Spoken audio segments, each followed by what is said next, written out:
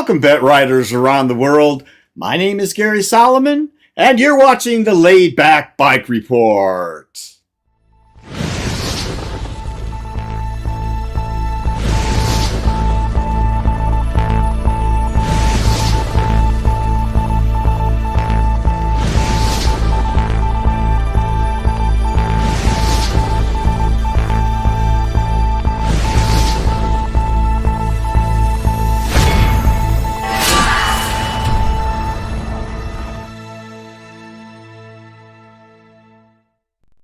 Well, it's a real treat to have you all with us today. Let me give you a clue about what's coming up in today's Laid Back Bike Report.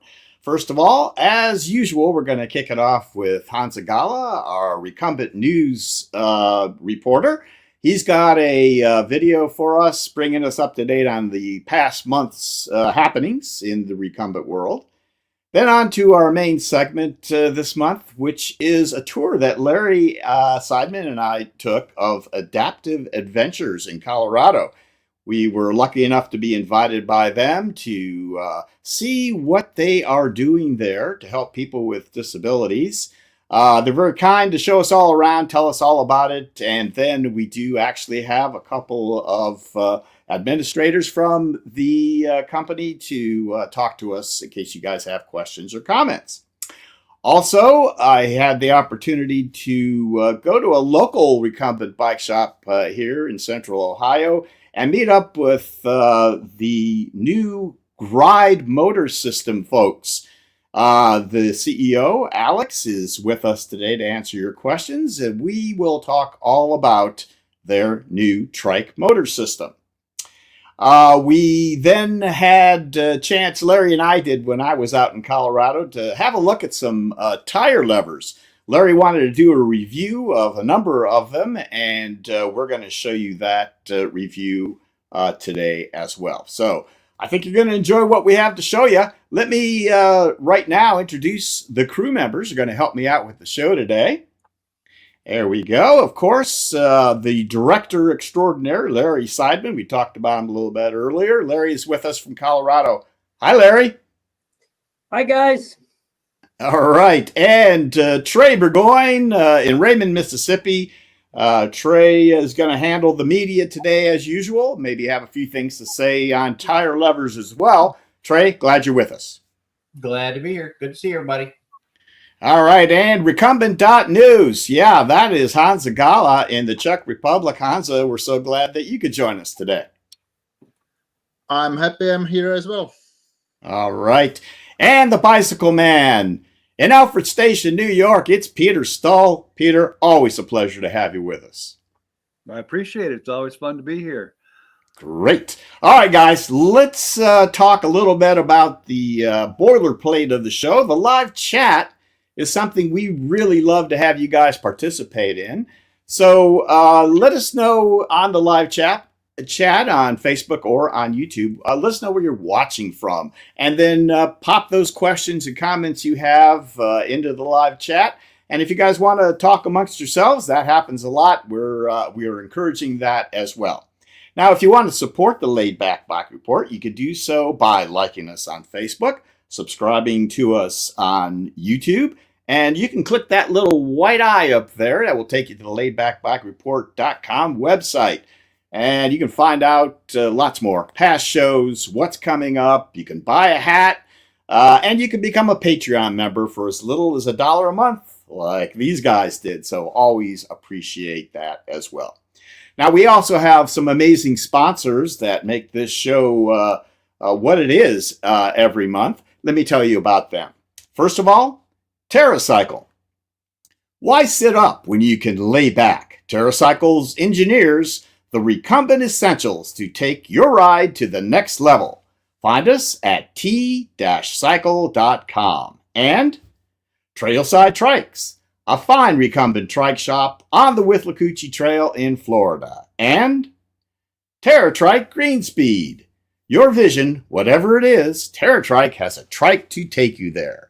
And Greenspeed cutting-edge designs create performance through Aussie ingenuity. And Laid Back Cycles, the top USA dealer for TerraTrike and the premier source for cat trike, ice, and green speed. We give you the freedom to ride. And Bicycle Man, where you can find new and used recumbent trikes and bikes. We're located in Alfred Station, New York, and have over 100 bents in stock and ready to try. So why wait? Come ride, then decide. And AZUB. The team at AZUB is proud to offer the latest 5th generation Bosch Performance CX motor. The CX offers 250 watts of nominal power, up to 600 watts of maximum power at 85 Newton meters of torque. The optional dual battery system has an impressive range of up to 200 miles. This system can also link the electronic shifting of the roll-off gearbox, something that no other motor but Bosch allows. To learn more about all this, visit azub.eu and feel free to configure your dream bike. And Connecticut Yankee Peddler. We feature multiple brands of trikes, including electric assist models. Test rides and Southern Iowa hospitality are always available at our mega store in Cheriton. And Stein Trikes, where comfort meets performance. Engineered for adventure and built for the journey. Check out stein-trikes-us.com to learn more. And Honza Bikes. Come see us on Trike Alley at the Philly Bike Expo in the PA Convention Center on March 9th. We have recumbents, cargo bikes, hand cycles, tandems, and trikes for all ages and abilities, including the new Ket Wiesel 1. Test rides will be available. All right, guys, let's move on. Let's kick it off with Honza's Recumbent.news report right now. Larry? Hello, everybody. Honza Gala from Recumbent.news here with a summary of February's news from the world of recumbents and trikes and quads and velomobiles as well. So there are not so many of them. Say the first one would be Ket Trike celebrated their 25 years by having the annual factory tour again in the middle of February. There are quite some recumbent companies celebrating some major anniversary this year. Not only Ket Trike, but also Stein Trikes or AZUB or Velomobil NL. So also I will celebrate 5 years with Recumbent news in the middle of May. And Laidback Bike Report itself is celebrating 10 years this year. So yeah, this was about Ket Trike. Another news kind of is that HP Velotechnik announced that the Gecko in its US version has been assembled in the US for quite some time already, basically by their dealers. But the dealers now have an option to order a fully assembled, in the US assembled Trike, the HP Velo Gecko as well. So another little step by this company. I'm not sure how much it has something to do with the tariffs, which are now so much discussed in the air, but it's definitely there. And there is kind of adventurous news as well. Kino is a French trike rider riding on an electric AZUB Tyfly 26, I guess, around the world. And he finished his, I'm not sure it's a first part, but it's a long stretch across Africa. He's now in Cape Town. And he mentioned something like he will stay there for another maybe 6 months, I guess, and then continuing further. I am preparing an interview with him for the Recumbent.news. So either I will be first, or I guess Gary might be interested in an interview as well. So we'll see who will win this little battle. And finally, Michael Ritchie, handicapped recumbent trike rider from United States, broke 6 world records on an ice VTX trike. I think it's 100 kilometers, 200 kilometers, 300 kilometers, 100 miles, 200 miles, and 6 hours. And the records are, say, for example, 100 kilometers, 2 hours, 40 minutes and 20 seconds, averaging 37.42 kilometers per hour or 23.25 miles per hour. Or 200 miles record is 9 hours, 57 minutes, 48 seconds, averaging just crazy 20 miles per hour or 32.31 kilometers per hour. So congratulations for sure, and we will see how long we will need to wait for these records to be broken again. So yeah, have a great day and enjoy the rest of the Laid Back Bike Report. Bye. All right, Honza, I hope that coffee didn't get cold with you talking to the camera so long there.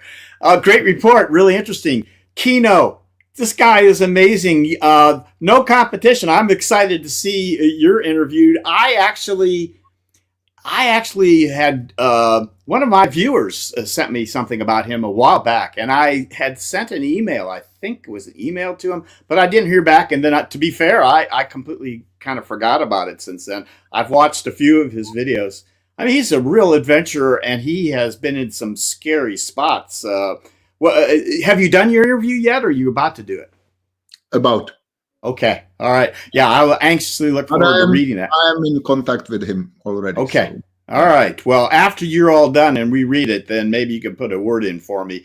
But you can take care of yours first. I'm excited to see what you have to do about that. And yeah, anything else? You don't have to bring us up to date because you sent the report just a few hours ago, so yes. It is fresh.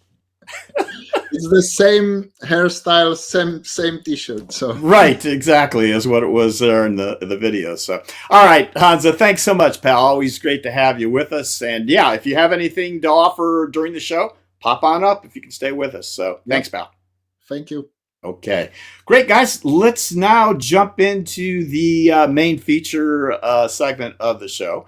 As I said at the top, we had a chance to visit Adaptive Adventures in Colorado. Really interesting group that is doing some fine work in the U.S. and around the world, actually, as it turns out. So we'll talk to a couple of fellas from Adaptive Adventures live to answer your questions after the video plays. So, Larry, let's kick it off. See about Adaptive Adventures. We are here on an early morning, frigid temperatures in Westminster, Colorado, to visit Adaptive Adventures. We're going to find out what they do. I think you're going to enjoy what you see behind this door. So let's head on in. We're inside Adaptive Adventures with Gilbert. And Gilbert, thanks for joining us today. Thank you. Thank you for having us on. And we're excited to talk about who we are and what we do. Good. That's the question I'm going to ask you. Gilbert, if you would, let's start out by telling the folks what your position here at Adaptive Adventures is. Yeah, so I am an adaptive sports specialist with Adaptive Adventures. I've been here about 5 years. I started as an intern in 2019 and then got hired on ever since. And I spent a lot of time with our national cycling director, Chris Wiegand. We have been together for 5 years, and we travel the country doing a lot of different cycling programs. Okay, let's get a little bit more specific then. So what does Adaptive Adventures do around the country? What is your mission? Yeah, so we're a nonprofit that is headquartered here in Colorado, and we also focus on providing progressive outdoor adaptive opportunities for those with physical disabilities. So we offer over 8 different sports. And one of the big ones is cycling that we'll talk about today. But we also offer rock climbing, paddle sports, skiing, water skiing in the summer. We also offer one that's really popular here in Colorado. It's called Dragon Boat. And then we also offer different indoor programs that we'll talk about a little bit later on in our new adaptive sports center. Okay, so honing in on the cycling aspect, which is really what we're interested in talking about, what sorts of disabilities do the folks you see have? What sort of people do you see coming in to take advantage of this? Yeah, so we have different disabilities ranging from those with spinal cord injuries. We have veterans that come in with amputations, limb differences. We also have veterans that come in with PTSD. And then we also have kids that will come in.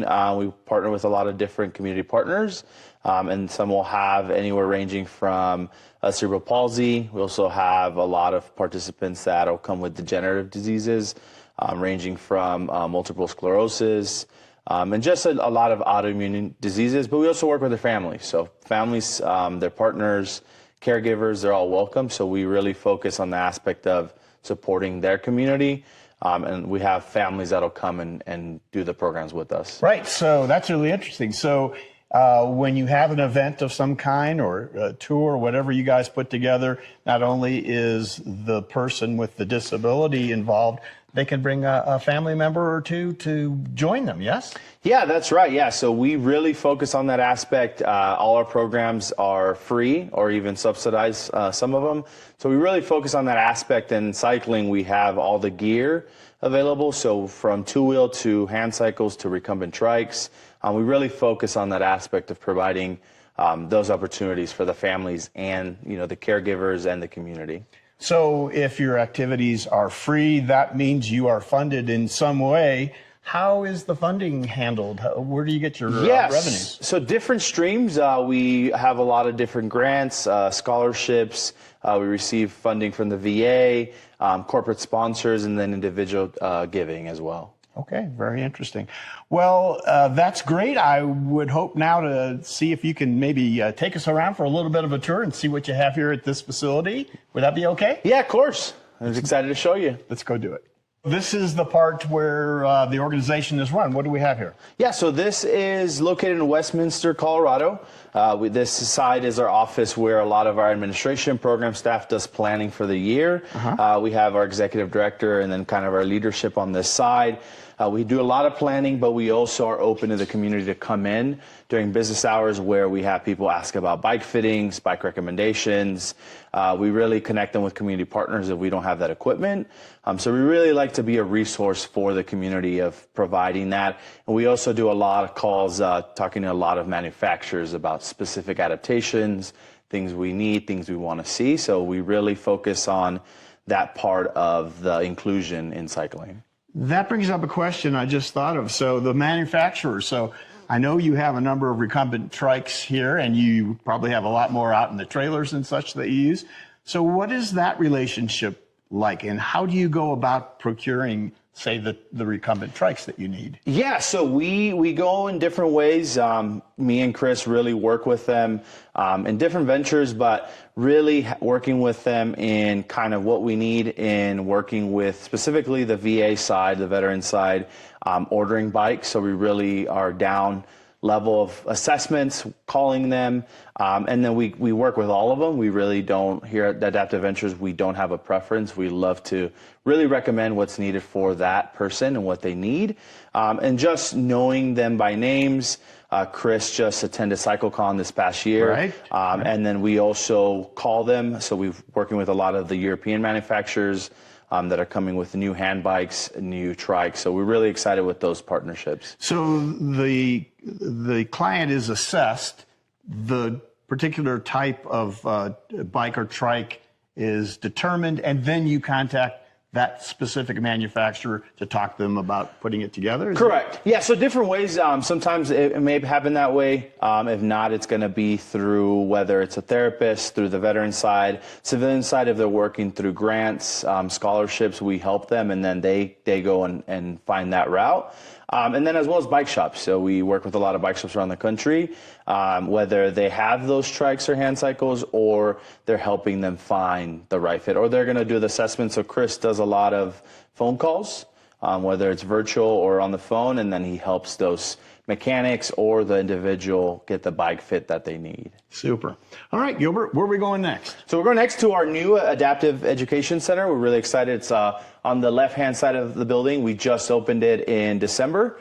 Really excited because we are able to run trainings, indoor programs, and then as well to really see a lot of the new things that we have in store. So this building we just opened, like I said, it's going to be able to just people to come in, get information. We kind of have a waiting area. This is where we'll have meetings as well, and then I'll walk you in as well to kind of where we're going to have a lot of different workouts. So this space is really nice because it's going to have indoor rowing, indoor fitness. We're still building it out. It's still finishing up this year. As you see, we have some of our new bikes. We have indoor trainers. We have smart trainers. So we're really excited about that. And then during the wintertime, we host indoor cycling and indoor rowing programs. And indoor cycling right now has a virtual option where people can tune in around the country. And they can virtually cycle with us. Can you say a little bit more about that? Sounds really interesting. So you have folks here cycling for the programs, but you can join remotely. So how does that work? Correct. You could join remotely. You're going to sign in through our website. You create a profile like any other program, or even if you go to the gym. From there, if you have a trainer, whether it's smart or different types of trainers, we lead a class for an hour, and then we also help you build those programs similar to what people use as Swift, Ruby, but we like to call ourselves kind of that adaptive side of cycling, where we can help anyone that has one of these bikes cycle in the winter. So we're really excited about that. Yeah, so all you see in the screen is you get to see a workout, you get to see the class through a virtual Zoom option, and we're really excited about that program. Very interesting. Okay, and I see you've got 3 AZUBs right here, a Tricon and a couple of tie flies. So very nice. All right, well, where will we head next? So next we're going to head to where all the magic happens. Is kind of our second garage now, but it houses all our kind of equipment, from bikes to other programs, like I said, paddle sports. We're really excited about that, and then kind of our indoor programs. Hey. So this is John. He's one of our lead volunteers. He spends a lot of time here back in the garage. But we're really excited for kind of this space because we finally have a dedicated space for all of our equipment, specifically cycling. So cycling takes the most. But as you can see, we have trainers, we have rowers. This kind of the left side is our paddle sports. We have a river program. We have camping. And then kind of as we continue, we have kind of our ever-growing fleet. We have mountain bikes to some road bikes, and then the back end is kind of the feature we love the most, is kind of where our bikes get tuned and get worked on. And then we also have classes coming this year where we have a full shop of equipment. We have up top you can see kind of the hand cycles, but we have over 150 adaptive bikes in our fleet. What a beautiful workstation here. Look at you, got about everything you could need. Very nice. Well, Gilbert, since you mentioned and we got a chance to see John, let's maybe talk a bit about volunteers. We want to be able to see how our viewers can help you. And I guess maybe volunteering is one way that people can help out here. Tell us all about so volunteering. So you can come in, whether you want to be a ride buddy, you want to be a mechanic, you just want to support. There's different roles and different ways you can get involved, not just here in Colorado, but all over the country. So whether you look on our calendar, you can see where we're at, you can reach out. We have different roles. We always need volunteers. We have probably over 250 volunteers a year that come out in different ways to help out. And we're always excited for that. So that's different ways they can get involved. Great. Well, John, would you mind talking to us for a second? Become a little closer so we can be mic'd up. So what do you do here as a volunteer? As a veteran volunteer, I was sent down here by VA to get over a back issue and leg issues. So I started with their old shop just trying to clean out the nuts, the bolts, sort out the parts, the pieces, that type of thing. And then in the last 2 months, I built all this. Oh, wow. This is beautiful. So, and how long have you been volunteering here at Adaptive Adventures? Volunteering about 6 years. Okay, wow. And what do you feel that you have gotten out of volunteering? Does it do something for you as well as helping out the organization? Definitely haven't become a couch potato with all the medications that I'm on for pain and other issues. Got me off the couch, out of the house, and doing something that I'm able to do mechanically and just helping it out around the whole organization. That's good. Since our big things are like our monthly events for when we bring everything together at one point.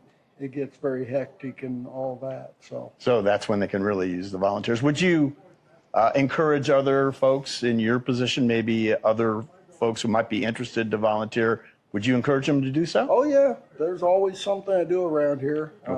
Always trying to keep up cleaning after him. Gilbert makes a mess then, does he? Yeah, all right. That's his biggest mess. All right, well, let's get back to Gilbert then, and I'll probably just cut that part out because we don't want to say anything bad about Gilbert. John, nice to meet you. Okay. All right, Gilbert. What the dog? And that's Teddy Bear. Oh, there we go. I didn't even see him. Yeah. Oh, look, he's coming out. He wants to get in the shot.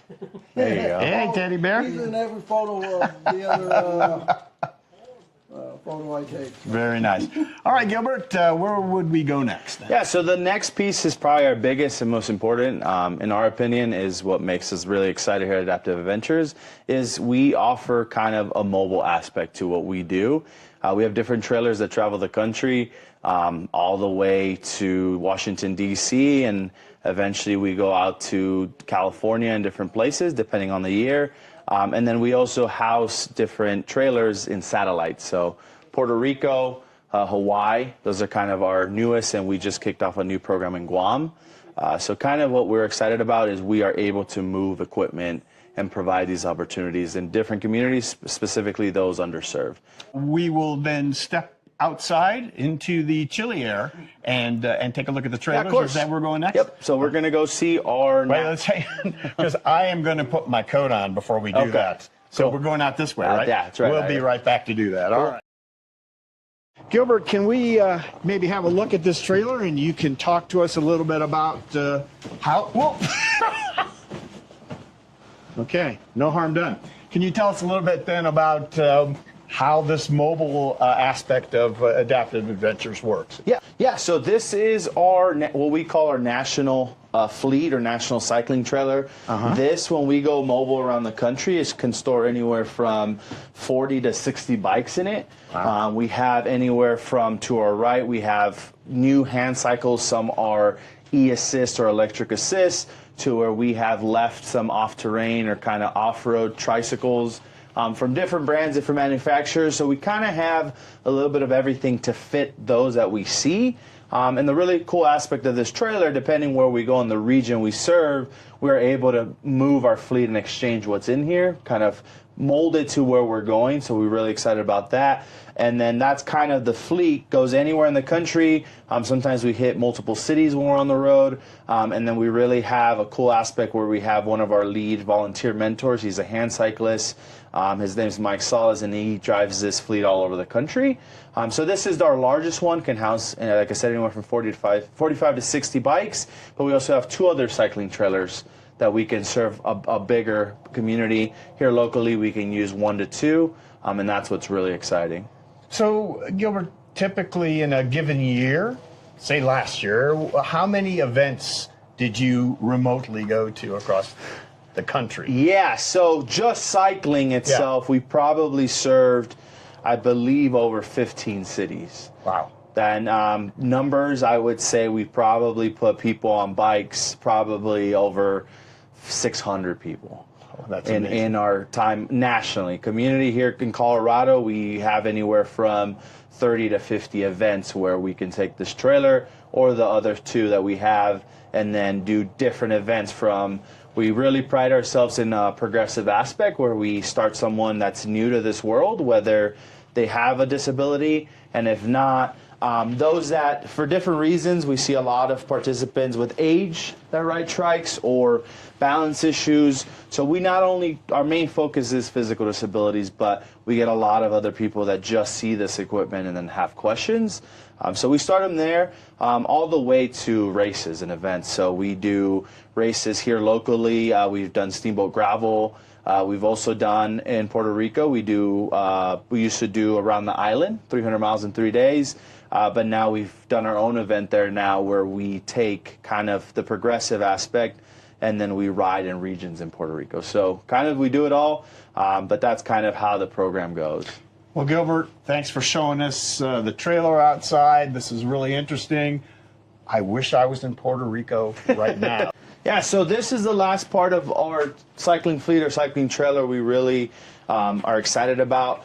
This houses different tools like a full bike shop would. So when we go into these communities, we're able to tune bikes. We teach specifically on the veteran side when we have those veteran clinics around the country. We teach them how to tune their bike, how to learn what to look for, and that's kind of our progressive clinic that we have. But this houses all the equipment we would need on the road, specifically when we go to underserved areas in the country where they may not have a bike shop 50 miles from them. All right, Gilbert, so I see a bunch of Honza Delta trikes here. What do you do with these? Yeah, so these are really cool, and the other piece that we add in our fleet is these are able to be used in tandem or individually. We really work with Honza and then as well as Rad Bikes out of Vermont. Yeah. We really work with them, and David Black, he's a huge partner with us. They allow us to just put families together. A lot of participants that are visually impaired as well. But so they're a really great bike, really great tool. We're really excited about them and kind of what they're used for. So they're a great bike. We have a lot of different other equipment with Rad that we have in our fleet. But it's just one of many that we allow to fit a certain individual that they need. So our thing at Adaptive Adventures, we really pride ourselves is we can probably get anyone on a bike. And that's really what me and Chris really, really are excited. What makes us move every day is that we love the puzzle of saying, oh, I haven't ridden a bike in 15 years. We could probably make it happen. And watch that smile come on their face as they experience something really new. So, all right, great, Gilbert. Let's get on inside. So I guess another question I had to do with the types of adaptations that you do to the bikes and trikes. How do you adapt them for the folks with these needs? Yeah, so we have different tools kind of in our fleet and kind of in our mobile trailer. We have different things that we can use, like this one from Haas. It's called the crank shortener. So this can be used for different reasons. One being those participants with amputation or limb difference where one of their limbs, specifically their leg, is shorter than the other or they're completely missing it. We can add this on the actual crank arm, and then that'll be allow them to have different ranges to reach when they pedal. This could also be used on a hand cycle if we need to shorten a crank, depending on the sizes they come in. This allows us another tool. If we can't have a 175 meter crank, we can add, make it shorter or longer in that tool. So that's one of them. Another one, this is from a veteran here in Colorado. These are pedals that he designed, he made, just to create a bigger platform for those that have different pain at the bottom of their feet. This allows us for straps as well, and it's also really adjustable. The heel can move, the front side can move as well, so that allows for different reasons. If someone has pain, if they can't strap on the toes and they're just using the heel cup. So these are really adjustable, and this is one of maybe 8 pedals we have in our fleet. We also have some more that I cannot talk about, but one big one we're testing right now is magnetic pedals. Is a really big one for those that can't clip in. And then this another one that I like to talk about, this is from Haas as well. This is really exciting because this is a AFO, so ankle foot orthotic. It kind of just mimics if participants have that. You can put this pedal on, and then they'll be able to use this pedal on their trike, on their bike as well, of being able to pedal directly, keeping everything in line, and then just keeping from different reasons why they would use this. One example is drop foot, or like I said, if they have an AFO that they wear themselves, we can use this pedal as well. Okay, that's great. And I think this I think this gentleman was at CycleCon the year before, and he had set up a booth, if I'm not mistaken. Pel, yeah, he's based out of Denver. Chris and worked with him years ago through our clinic, and then now he's designing pedals to help other veterans that have similar pain. He just wanted to design something. So that's kind of what is really exciting is not only do we work with him, but eventually a lot of people we serve and work with, they start designing their own products to help the cycling world. Great. All right, so I guess one last thing we want to talk about is something that has taken the trike world by storm over the last number of years, whether you have adaptive needs or not, and that's e-assist. So can we take a look at a couple of trikes maybe and talk about e-assist? Yeah, of course. So obviously electric assistance is of great importance to someone who may have some adaptive needs or maybe strength issues as well. Tell us about what you do with the e-assist on this trike. Yeah, so e-assist, over the past year, we have almost nearly tripled our fleet in electric assist. We just received these A-Zubs maybe a few months ago. So different reasons why we would get electric assist, but we also offer hand cycles. We also have Tandem by Haas. We also have two-wheel electric option. So we offer a little bit of everything, like I said earlier, about working with families and things like that, and why would someone need electric assist. We really see it in participants that have degenerative diseases such as MS, where they fatigue, specifically in the summer months, where they're not going to be able to ride as long. So something like electric assist allows them to go further and farther. Gilbert, I want to thank you so much for showing us around Adaptive Adventures here in Colorado. It's been a pleasure talking to you and learning so much about what you guys do, and we're anxious to share that with our audience. I guess one last thing to ask is how can people either donate or learn more about Adaptive Adventures? Yeah, they can go on our website. It's www.adaptiveadventures.org. They can call us, they can email us. You can see us on our social media. We have Facebook, Instagram. You can also follow us on our Strava Club. If those that use that. So different ways to reach out to us. I also want to thank you for coming from Ohio and the Layback Report. We're always excited to have people like you that are really excited about cycling and kind of growing that audience. So thank you so much for coming out, braving the cold, as we wish it was warmer weather, but here at Adaptive, we cycle year round, whether it's indoors or outdoors. So any way they want to reach out, whether volunteering, donating, or just having questions, we're a resource for the community. Sounds good. Gilbert, thank you so much. All right. All right, guys. So there they are. There's Gilbert and the aforementioned Chris. We talked about you in the video. Guys, thanks for coming on the show live. Gilbert, thanks for showing us around. And Chris, that looks lovely behind you. Where the heck are you? Yeah, I'm in beautiful Honolulu, Hawaii, directing some veterans clinics for paddle sports and cycling. So yeah, you're taking it on the road. I don't suppose you drove that big trailer across the Pacific Ocean there, though, huh? How do you do that? What do you bring with you? That's where we add mobility. We put pontoons on the side of our trailer and we float it through with a little love and hope. Right. Yeah, I knew. Gilbert told us water sports were a big part of what you do. I had no idea. All right, let's see if we can bring everyone up to date and maybe answer a couple of questions here. Chris, maybe let's start with you if we could. One of the things that we just briefly mentioned in the with Gilbert in the interview had to do with legislative and regulatory advocacy. Let me first of all, I have a guy who made a comment here. Let's see if we can pop this up. Michael Smith says, "I'm still writing state lawmakers here in Indiana to change that particular regulation, which refers to bicycles, so that it includes hand bikes. So this is one aspect of legislation. And I know e-assist pops up in some of the work that you do too. Tell us, Chris, what you do with advocacy for the Adaptive Adventures." You know, that is the biggest part of what we do as an organization is advocate for all people to access trails, waterways, through paddle sports, through rock climbing, through cycling.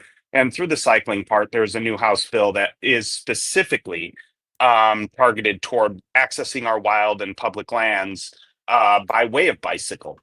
It speaks directly to that, and increasing our mileage capacity on bike trails across the country, as well into the true wild lands. And obviously, the who belongs on trails is everybody.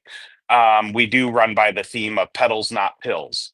Pills destroy our health, they destroy our community in many ways, and further isolation. So through the biking and accessing the wild lands, which is truly therapeutic, allow air in our hair, as we joke. It might take an e-assist bike to get that hand cyclist or a recumbent cyclist, two-wheel cyclist, to be able to ride with their friends. It's not a motorcycle. It's an opportunity to be part of something and a group of people that often they feel isolated from. Very nice. All right. The only thing I'm going to push back on a little is the pill thing. As a former pharmacist, I have a little bit of a more nuanced view with that, but I get what you're saying, and I'm mostly in agreement. All right. Let's talk a little bit, Chris, if we can, about the history. We really didn't get into that with Gilbert. If you could briefly tell us, how did Adaptive Adventures come about? It started with two gentlemen that in 1999 wanted to include people with disabilities. One was a above knee amputee. One was is a wheelchair user with a spinal cord injury. And through skiing and cycling and water skiing specifically, they started this goal of increasing accessibility in the wild things, recreation and sports. And obviously it has grown to where it's a national scope now, international scope. We advise gone more into the education advocacy than ever before. So Matt and Joel had helped start that out, and we've grown now to a small but mighty team that really engage over 650 programs a year, with just a handful of staff, most importantly volunteers all over the country, to create these satellite opportunities to make sure that even we'll bring you the mountain. And that's always the mobility side of what Adaptive Ventures has done. Started by Matt and Joel, is where we really feel most impactful across really a global scope of making sure people have access to play, the wild, recreation, and their families and friends. Very nice. All right. Well, Chris, let's maybe finish up with talking about where you're headed. You shared a couple of things earlier before we went on the air. I know you can't talk about everything, but can you give us some sketch at least about where Adaptive Adventures is headed? Any new projects, things you'd like to share? We're really focusing on specifically right now the access within state and parks system, national park systems, and making sure those hand cycles and those trikes can get to the wild, helping people understand the accessibility and modifications that allow for progressive. It's not just the parking lot. It's not just a therapeutic center. It could be on your local mountain bike trails, your gravel rides and races. These are bicycles, and we don't want them to feel like they're further marginalizing people with healthcare needs to minimize their access. So we're working extremely hard across the country and now the globe. I was just in the Philippines. We donated a couple hand cycles to get them started, and now they're focusing hard on accessibility and starting their paracycling corridor. So it's really a global effort of nobody needs to be alone.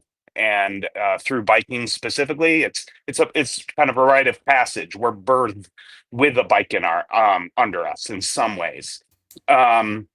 and we just try to reintegrate play it's not something we outgrow. It's something we need to relearn.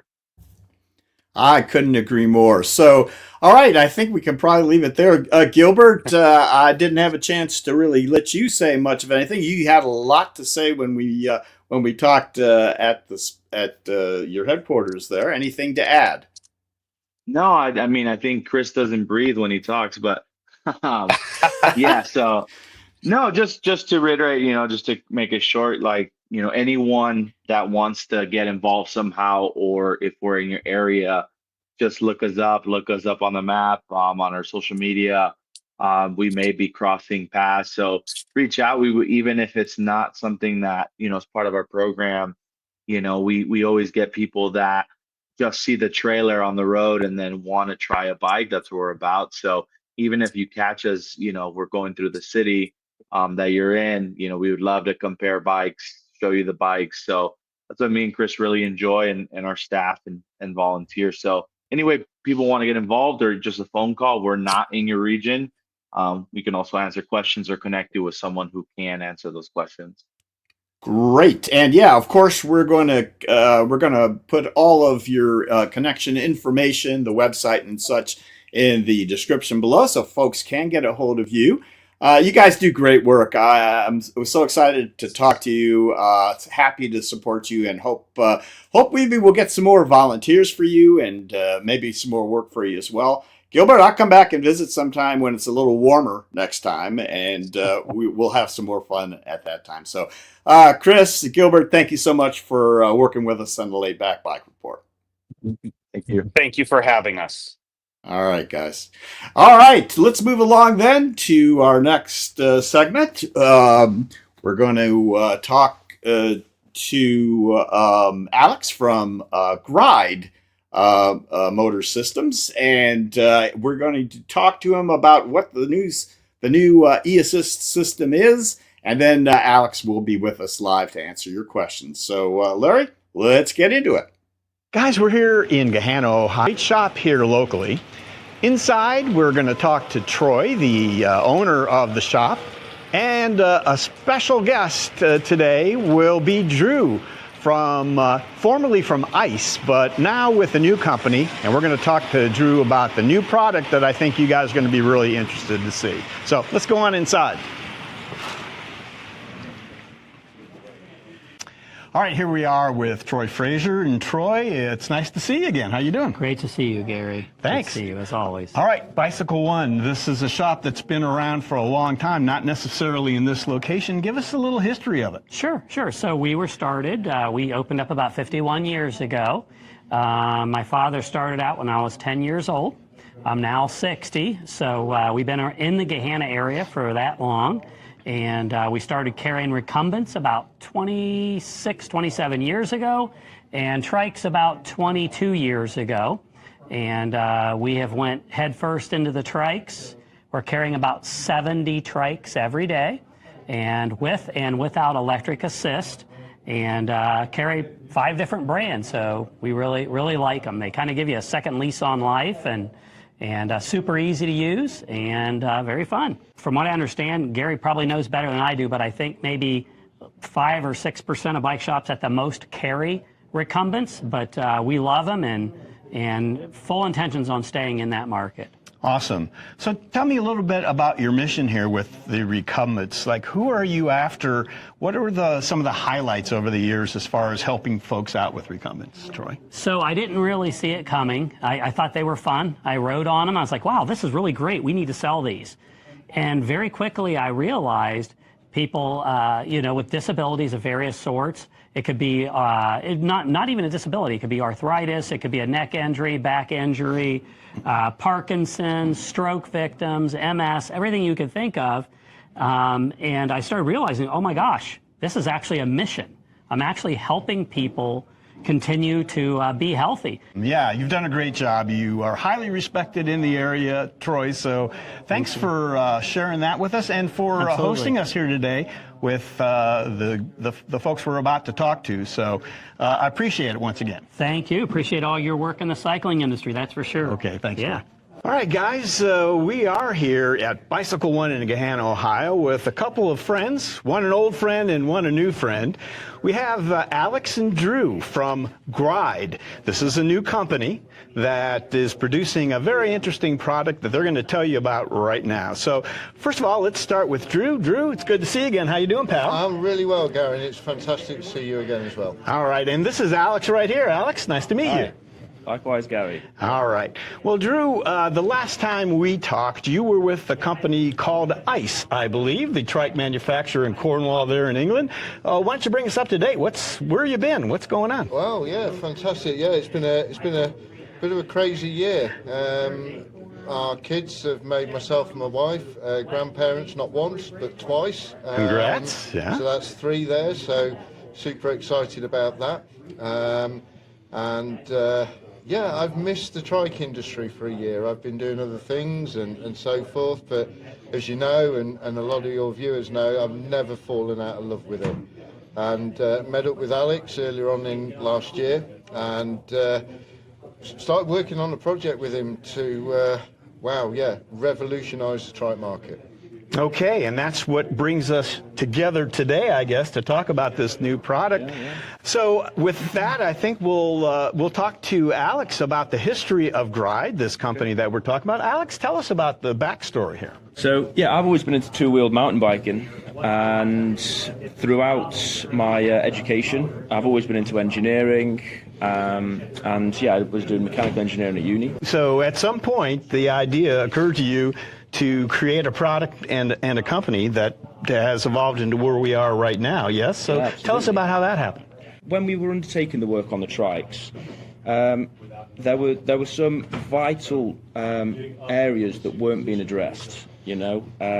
There was, the conversion mold was very popular, but there was a huge void in the market to have such a factory finish, and really a motor that is designed specifically for trikes, you know.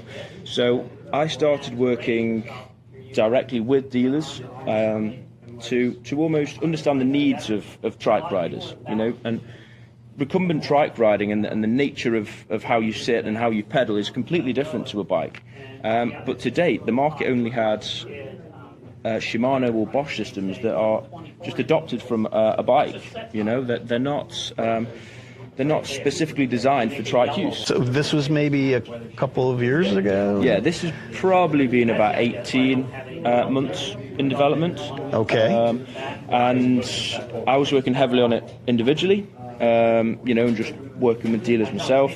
And then when Drew was onboarded, you know, we were working together, optimizing the performance.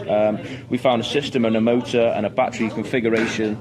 And upon compiling that all into one product, that is what enables us to, well, be here today, really. Right. So showcasing this all-in-one, yeah. Right. So that gave you the thought that you could produce, develop, and market a product that could be successful. So then, with all that in mind, you came up with a mission then for this company. What is it?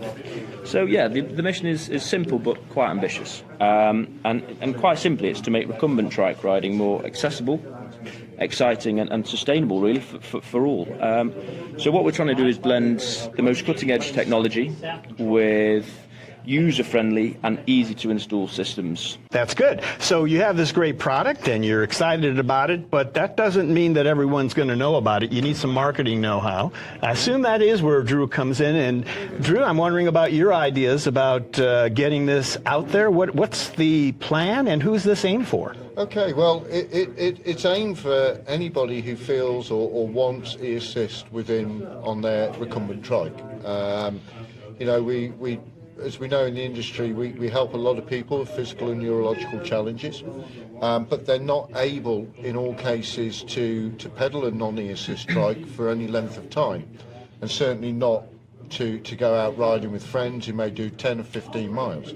So the blend that Alex was talking about, cutting-edge technology that's specifically designed for the recumbent industry and the position, is fantastic. Now, for those people who are living with challenges, physical and neurological, this is the only system on the market that is at a premium level, OEM, that incorporates an ability to have a throttle system fitted to it to enable them to ride further and longer and mitigate any sort of extreme fatigue that they may have. It's a fail-safe get you home. And that then coupled with the larger battery that we have is an amazing solution, and it is genuinely going to revolutionise the trike industry. Perfect, Drew. And I think that will bring us then to the details of the actual product that we want to get into, the specs. Yeah, so we'll start off with the motor at the front there. So it's a 250 watt system, and the reasoning behind that mainly is to ensure warranty compliance with all major frame manufacturers. Along with the wattage, it's powered by 80 newton meters of torque, which is really at the top end of the torque spectrum in regards to the industry, bikes and trikes.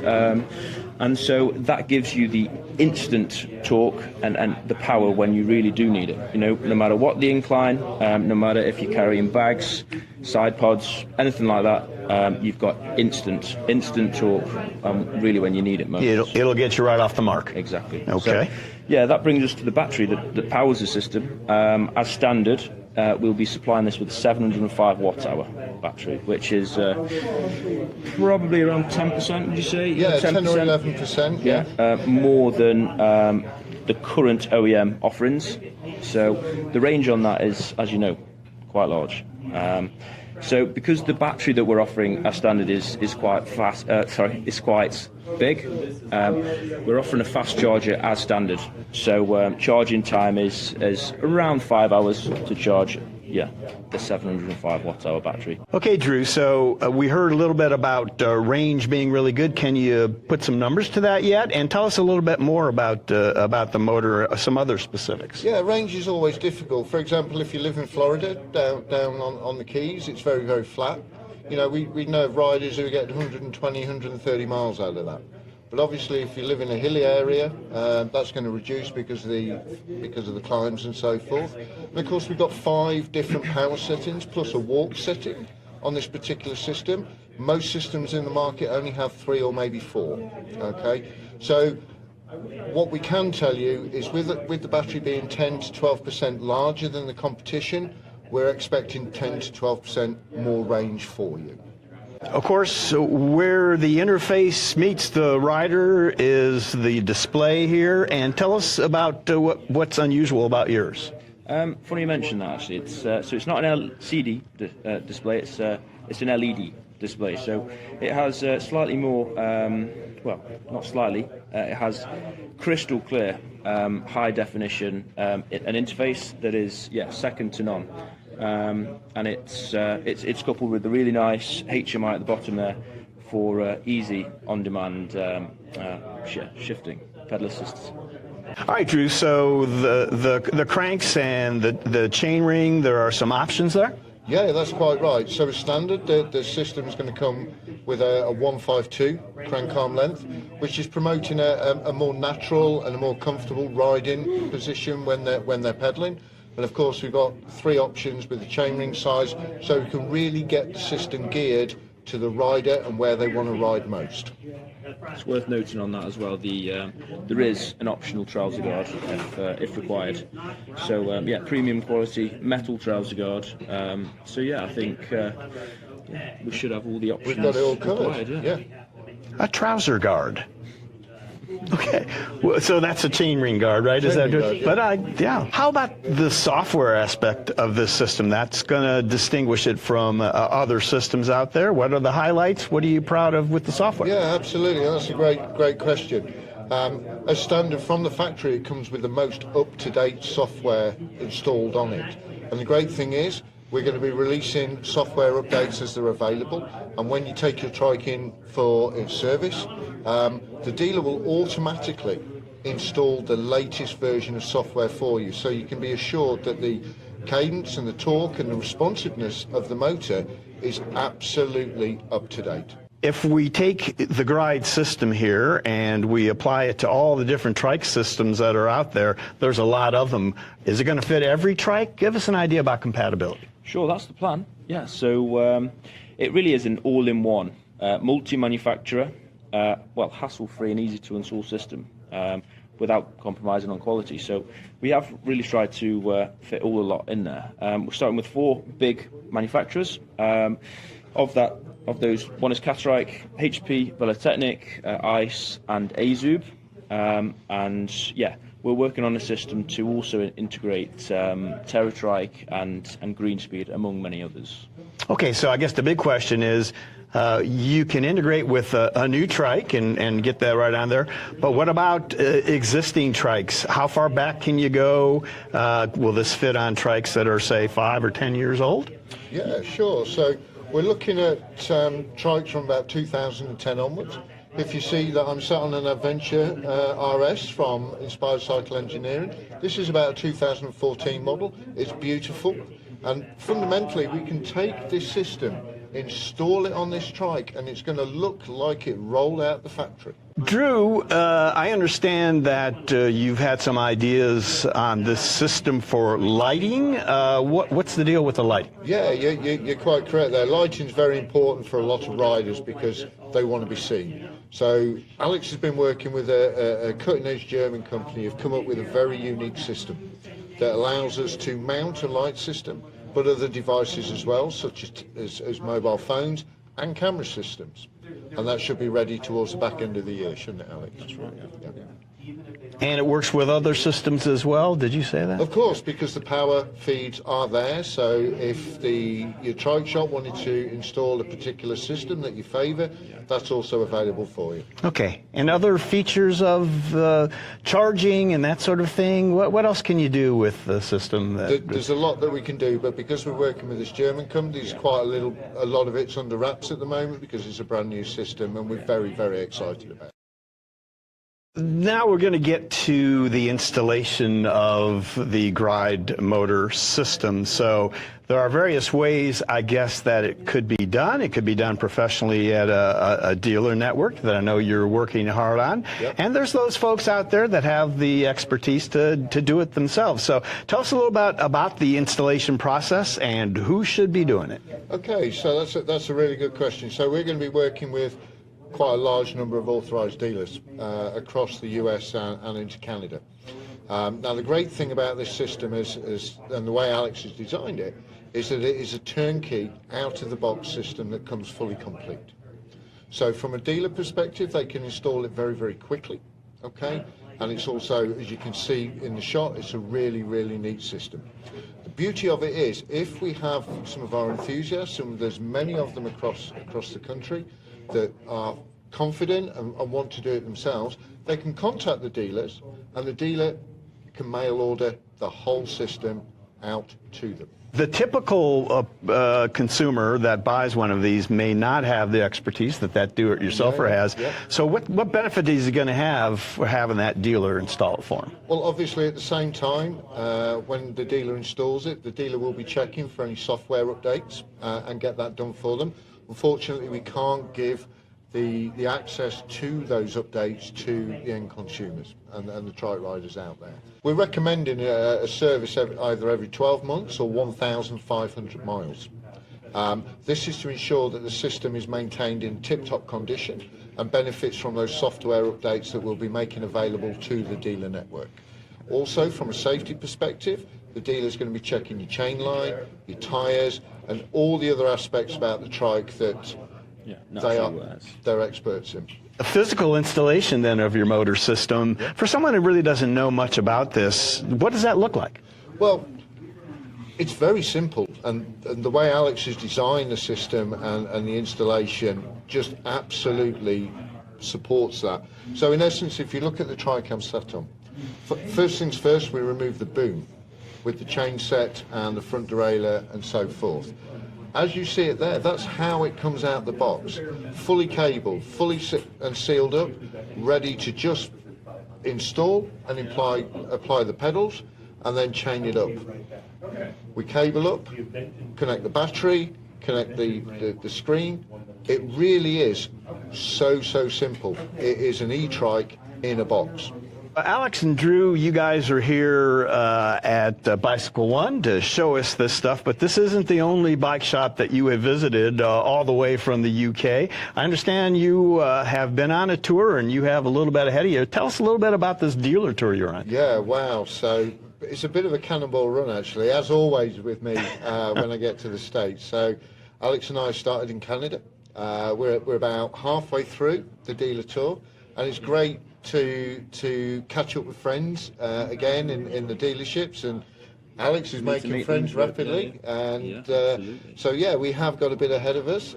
We've had a great day here with Troy at Bicycle One, and very, very grateful for him hosting us today and allowing us to convert one of his trikes in front of his eyes. So yeah, we're really, really excited. And the feedback we're getting from the dealers, it's been phenomenal, hasn't it, Alex? Yeah, really. Yeah, really good. What sorts of, so this is a really important thing. So this is a listening tour as much as anything else from what I understand, right? So this product is pretty well set, but you want to get feedback from the guys that actually are out there selling it, and eventually from people like our viewers who are going to be buying and riding this, right? So what sort of feedback have you gotten so far? What are you looking for? Well, that's absolutely right. Not only are we taking pre-orders on this system and in good volume, we're also getting some amazing feedback, and because we've got a little bit of time to tweak and change a few things, we're really taking those on board, and there's certainly some really key aspects that they've let us know about that we're going to make a design change on because we can. Yeah, it's ultimately about creating a trike specific motor designed by the trike rider for a trike rider. Drew, this of course is not the only motor system out in the wild for trikes. There are others out there. So the competition is there. How do you feel that the Gride motor is better than the other? Well, what we actually did, we took time to take a look at the competition, and they make some really fantastic products. But what we've done is we've put all of those products into a melting pot, and we've worked out what they don't do. And then with Alex's ingenuity and design and so forth, we've filled some of those gaps, which is great news for the dealers, and it's great news for the riders out there, because they've got really the best of everything on the market blended into one fantastic turnkey solution. That's it. That pretty much tells the story of the motor and the story behind the company. But let's take a quick look into the future before we finish up here, guys. Alex, maybe you can tell us, do you have some things in mind for the future development of the Gride motor system? Yeah, for sure. I mean, we're working heavily on a number of additions that we can add onto this. Obviously, we have to keep them under wraps for now, but yeah, be sure to listen out for our updates. Do you have a warranty that kind of stands out for your system? Yeah, absolutely. Yeah, so as a base warranty, we're offering the market standard, which is 24 months on the motor with 12 months on the battery. However, we're so confident with the high durability and the performance of the battery and the signal communication between the whole system that we are offering, we will be offering some very, very lucrative care package options for total peace of mind, which will be ranging up to 48 months. Very good. And we'll finish up then with the pricing question that always is going to pop up in the consumer's mind. So can you give us some guidance on pricing? Yeah, so the pricing is designed to be very, very competitive. What we're looking at with this particular system is it's going to be a little bit cheaper than what's coming out of the factories with the Shimano system, but a little bit more expensive coming out of the factory with the Bosch systems. Now, the main reason for that is we've got more power, more responsive, and a bigger battery.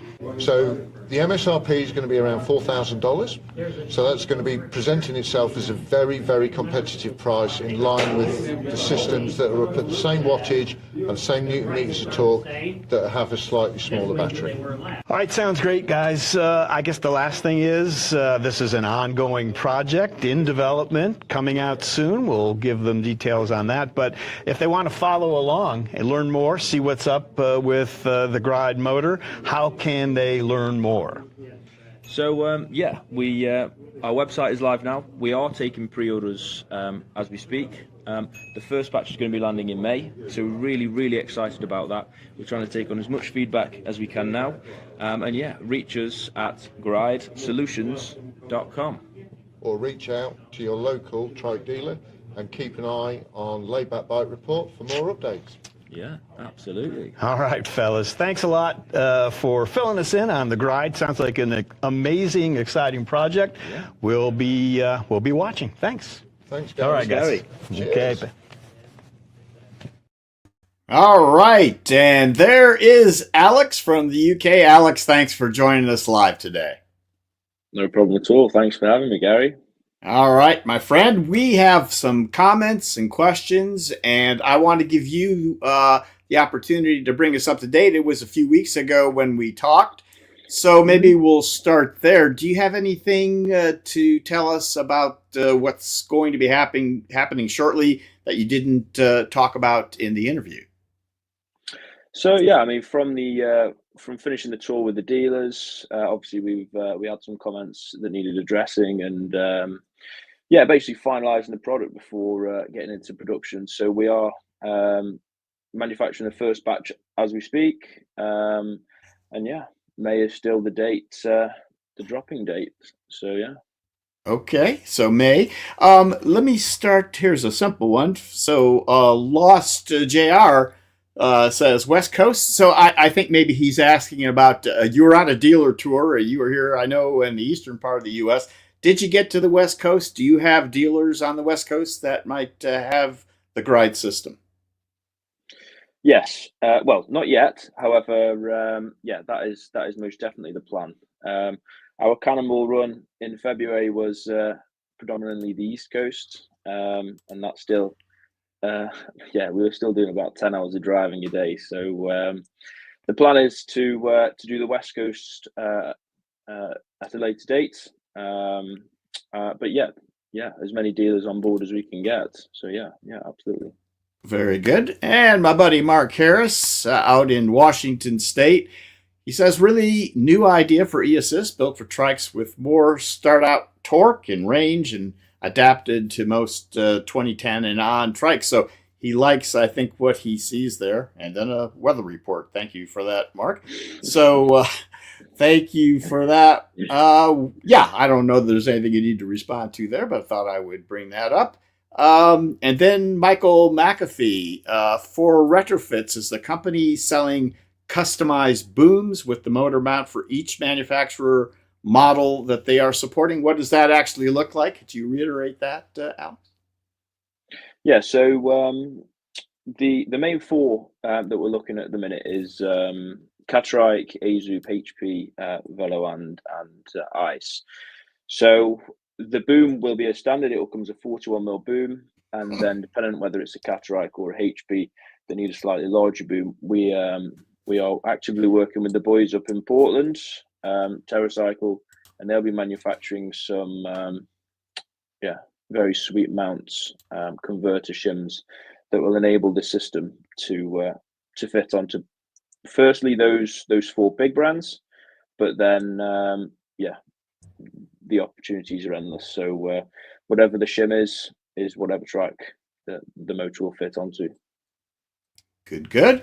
All right. And Michael Smith says the motor sounds like the better parts of Bafang, Bosch, and Shimano pedal assist systems. So, yeah, I mean, you tried. Clearly, the competitors are out there. You have had a chance to look at all those and try to distinguish what you are selling from them. Did that play a big part in what you have produced here?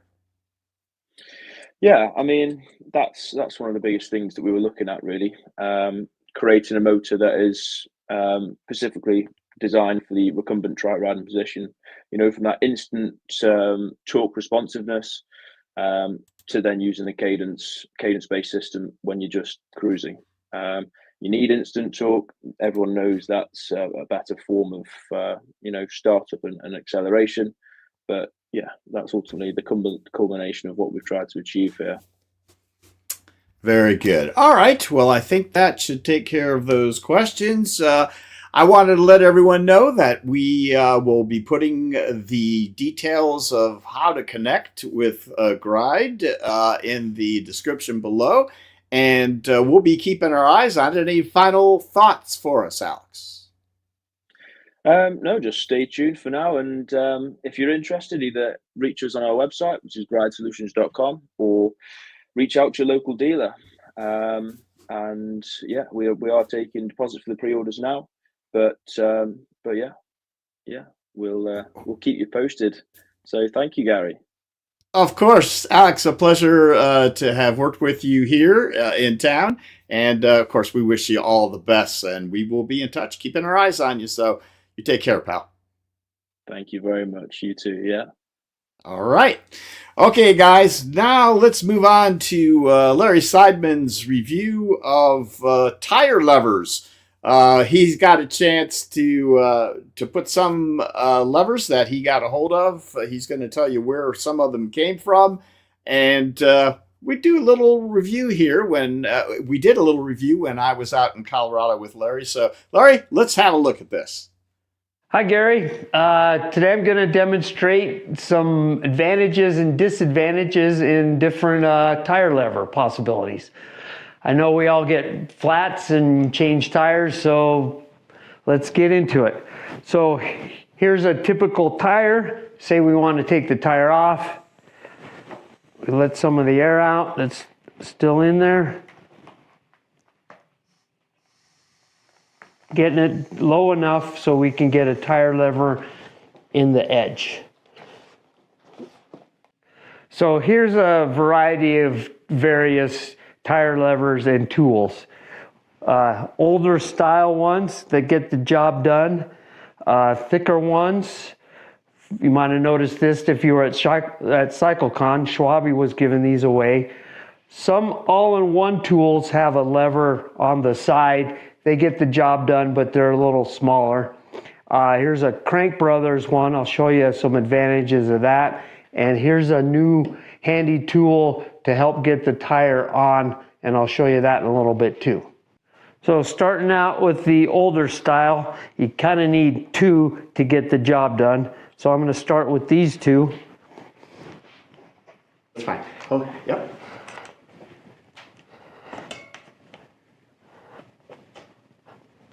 So as you can see, these kind of get the job done, and they've got the little clip on there. But I prefer these thicker ones. Pedro makes a really good one. You see these a lot of places.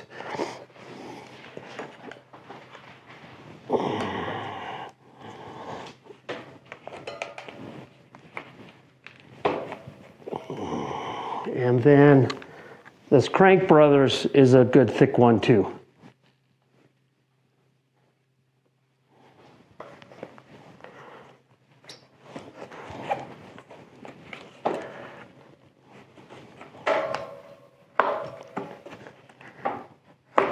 And you can kind of see that's where the thicker, wider ones are a little bit more sturdy.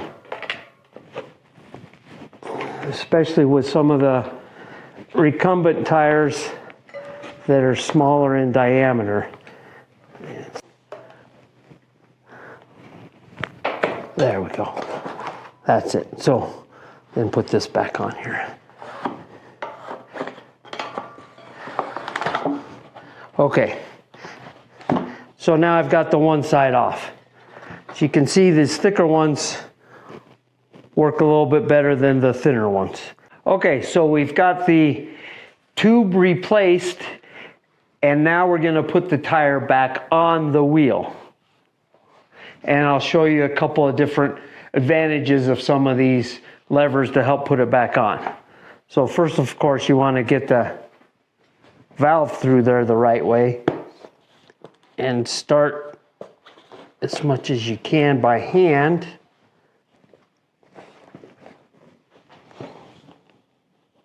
So as you're getting the tire back on, you get to a part where it kind of gets a little tough. So that's where this Crank Brothers comes in handy.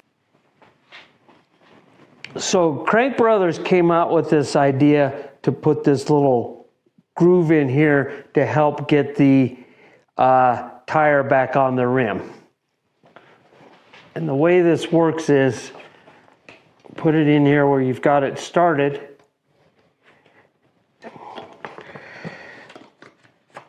And you kind of work it in a little bit more.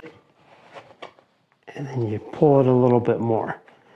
And you can work it on there eventually, and that's another good advantage. It's got that little handle there. And then there's another tool that can come in handy. It's a little bigger. It's called, it's by a company, Cool Stop. And the way this works is,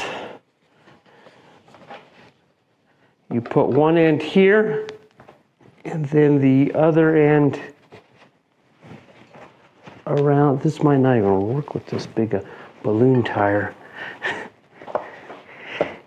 So the Cool Stop, turns out, doesn't work so well with that wide Scorcher balloon tire. So I've put on a GT 365 from Schwalbe that's not quite as wide. So going back to this part here,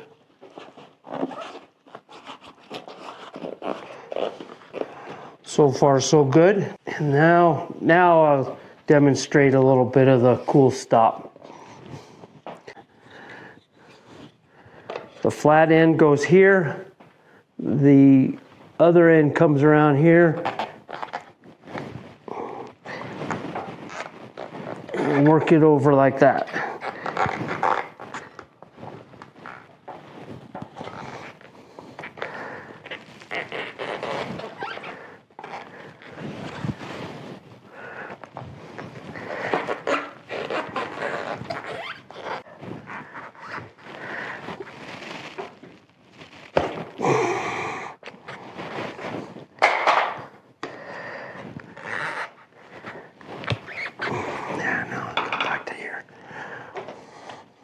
There. Well, Larry, that was easy. So, I don't know, in summary, it kind of takes a combination. The Crank Brothers comes in handy in steps. This may or may not come in handy. These are great for getting the tire off to start with. And now that I've showed you a few of those other levers, there's even newer ones that have come out since then that we'll talk a minute or two about. The Wera has one out, and something from Topek has one out. So the Wera tire levers, you can safely remove tires from the rim without damaging. It comes with two levers clipped together. You can unclip them. And on the back, it's a typical tire lever. On the back, it's got a part where you can use it to take air out of the Schrader valve. And then it's also got, it talks about different ways to screw off and on with the core valves. And then this one's got a hex cut out, so you can use that to take off and on those size of hex screws. I've got one last one to show you. Topek came out with what they call their power lever. As you can see, it looks like a set of two tire levers, but it also has some features for taking apart your chain at the power links. I've never used it, but Topek makes some good stuff, and if you're looking to have a combination tire lever and working on your chain, this might be a good option as well. So that wraps up our review on some different tire lever options. As you can see, you don't need to be a mechanic to take a tire off and on, and there's different tools to help you out with the task. Thanks so much for letting me share all that. All right, Larry. Larry worked harder on that segment, I think, than about anything he's done for the show. His fingers were bleeding at the end. So, Larry, everybody comes on and says their piece, but thanks for sacrificing your body for the Laid Back Bike Report. We appreciate it. It's all good now. It's healed up. It's been a few weeks, so we're good on that. Yeah, go ahead, Larry. You had a couple things to say. I just need to add those newer levers. Angle Tech, the Crude Angle Tech wanted me to show. I've never used them, but they provided us to experiment with them if we wanted to. Yeah. We'll never get around to it. Yeah, we did, as many of you folks from the last show, I showed a couple of pictures we took of some things we saw when Larry and I were at Angle Tech there. And so, yeah, thanks to Kelvin and the crew for not only hosting us there, but also sharing some of their product for us to review. So that's very much appreciated. So, Larry, and then we're going to, in a minute, get to Trey, who had an interesting adventure with his part of a review of tire levers. But let's finish up. I had a couple of comments, Larry. First, from our good pal, Alva Henriksson in Sweden. Says he never gets a flat with Marathon Plus. I saw you posted, Larry, there. Are there ways to prevent even having to use a lever by never getting a flat? It doesn't happen very often with the Marathon Plus. The Scorchers are more prone, but maybe Alva's got better road conditions wherever he is than what I got in Colorado Springs. Yeah, I don't know about that, but he's a lucky guy. So, Al, thanks for being with us today, watching. So we appreciate that. And let me see. Michael Smith said he saw on Sauke's channel there was one that worked kind of like a tire changer lever for cars and trucks. Not sure. Do you know what he might be talking about? No. Michael, if you can come up with maybe the brand or something and pop that into the comments here. Before we finish up, we will maybe take a look at that. So, all right, that's fine. Okay, so Trey, as I mentioned, also was going to be part of this review. There was a lever that I had purchased a couple of years ago that we've been meaning to do a review on. So we were going to add it into this. I'm not going to say any more. Trey, go ahead and talk about what your adventure was like with the tire lever. Well, the new tire lever is called the Tire Glide, and like Gary said, we bought it some time ago, and it's been on the list to review. We just haven't had time. So I got everything ready to film, and I wanted to do a test fit, so or a test, to try to see if it was going to work. So this is kind of the result of that. And to be fair to the manufacturer, this particular wheel has a carbon fiber cover, and it makes the rim thicker, and it also makes it more difficult to get the tire off because this is a very small tire. So this probably wasn't the best one to start with. It's difficult even with a regular narrower tire rim. But the issue is the Tire Glide has a wider scoop in, and it's designed to be fully inserted under the tire bead before attempting to pull the tire bead over the rim. And like I said, on this tire, that's kind of difficult. So what ended up happening was I levered it up underneath. I couldn't get the entire width of the scoop, so to speak, under the bead. So when you start pulling on it, that's why you see the broken edge. I did email the owner of the company, and I told him what was going on, and he made some suggestions on how to use it. And he said he's coming up with some new videos, and they've also graciously agreed to send us another one. So we're going to get that new one, and we'll do a review.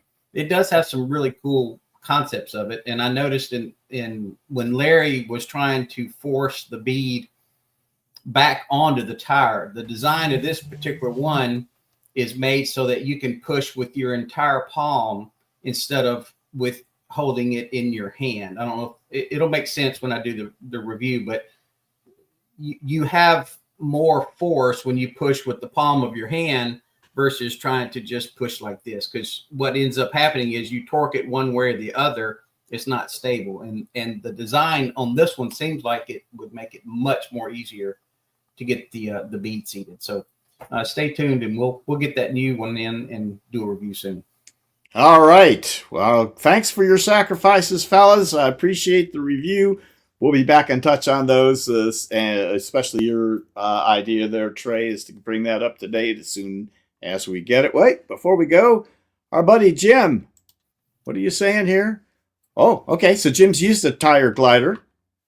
Works great on some. Well, this is exactly what we're finding out. So, and maybe the new version will be a little better suited to doing. And I forgot to mention, the new version is also tougher. He's changed. I believe the material's changed, so it's stronger. All right. So I think that's going to make a difference. All right. Good to hear from you, Jim. And we will see you next month at Spetzi, as a matter of fact. So, all right, guys. Thanks. And let's go ahead and finish up here. I just want to remind everyone that we do have a viewer submissions segment when we have viewer submissions. So if you've got pictures of your accomplishments or events you've attended or something you want to share, we'll be happy to do so on the Laid Back Bike Report. So hit us up at laidbackbikereport@gmail.com. Send the pictures. Give us a little description of what's going on, and we'll be happy to share that with our viewers. Now, how about the amazing sponsors of the Laid Back Bike Report? Let me tell you about them right now. First of all, there is TerraCycle. Riding comfort, style, and laid-back bliss. At TerraCycle, we've been laid back since 1996. See more at t-cycle.com. And Trailside Trikes. If you find yourself in Florida near the Withlacoochee Trail, check out Andrew's shop and amazing crew. And TerraTrike and Greenspeed Trikes. The best in leisure, performance, adventure touring, electric, and portability. Wherever your adventure leads, TerraTrike will take you there. And Greenspeed, where Ian Sims designs bring performance through science and engineering. And Laid Back Cycles, the top USA dealer for TerraTrike and the premier source for Catrike, Ice, and Greenspeed. We give you the freedom to ride. And Bicycle Man, where you can find new and used recumbent trikes and bikes. We're located in Alfred Station, New York, have over 100 bents in stock, and they're ready to try. So why wait? Come ride, then decide. And AZUB. We'll be exhibiting a wide range of two-wheelers and trikes at the Spetzi Show in Lochringen, Germany on April 26th and 27th. If you attend, you will have the opportunity to test ride the new Bosch Performance CX motor system. AZUB is the only mainstream recumbent brand to offer this top-of-the-line e-assist. Come see us at Spetzi and try it out. And Connecticut Yankee Peddler. We feature multiple brands of trikes, including electric assist models. Test rides and Southern Iowa hospitality are always available at our mega store in Cheriton. And Stein Trikes, fully suspended and with 4 inches of travel over each wheel, our colorful trikes will have you gliding over the rocks and curbs with ease. Wild one, I think I love you. Check out stein-trikes-us.com to learn more. And Rad Innovations. Rad Adaptive will be hosting the Trike Alley at the Philly Bike Expo. We'll have recumbent trikes, hand cycles, and tandems from Honza, AZUB, Ice, Catrike, Rad, and more. All ages and abilities are welcome. Okay, guys, next Laid Back Bike Report, April 6th at 2 p.m. Eastern Time. So join us then. Now, how about if you want to support the Laid Back Bike Report? You can like us on Facebook, subscribe to us on YouTube, and learn more about us by clicking that little white eye up there. Take you to the Laid Back Bike Report website where you can learn lots more. And you can become...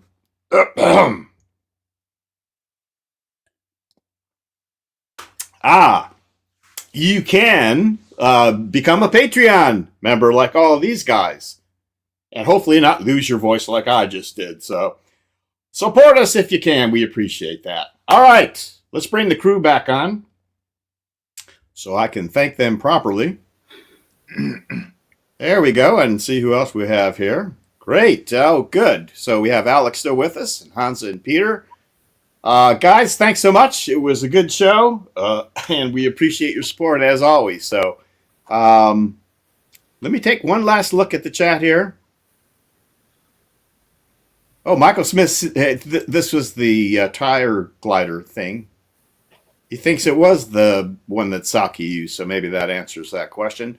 We aim for completeness here on Layback Bike Report, so there you have it. All right, guys, thanks so much for all your help this time, and thanks to all of you viewers who watch us every month. So, until our next webcast, from all of us here at the Layback Bike Report, so long, bent riders.